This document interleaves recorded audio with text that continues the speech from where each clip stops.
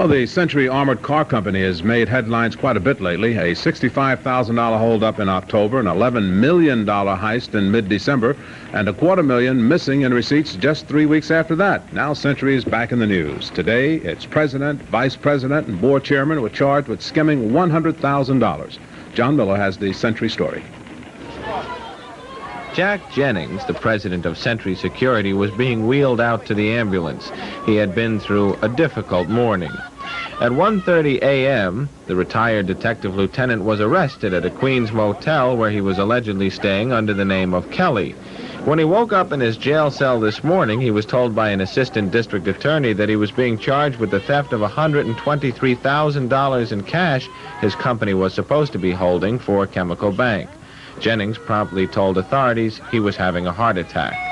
At Montefiore Hospital, Jennings saw a doctor and a lawyer. The doctor said he was okay.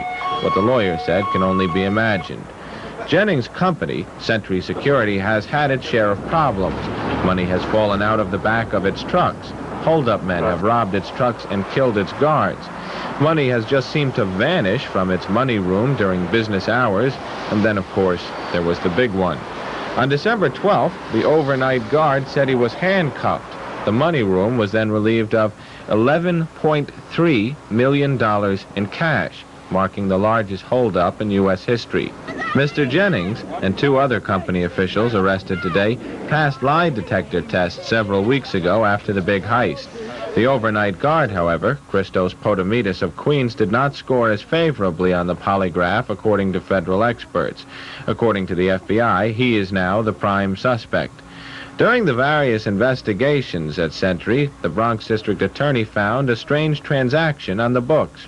According to Bronx DA Mario Marola, Jennings just took money he was supposed to be holding for a chemical bank and brought it to Citibank for a line of credit on big loans.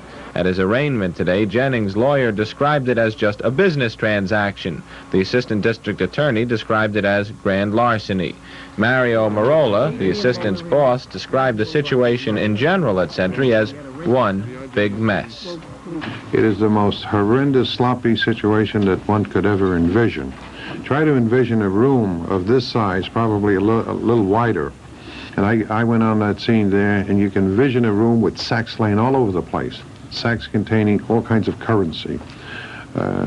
Based upon some of the information we have, that particular operation got as much as something like $70 million a day. And process, it really was a sight to see. And not many things shocked or surprised the DA of Bronx County. Bail was set for Jennings and Kuno Larin, his board chairman, at $50,000 each.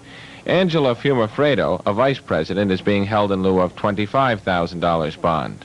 The key question is now, how does Jennings, the retired police lieutenant charged with skimming money from his own company, figure in to the $11.3 million robbery, the biggest ever?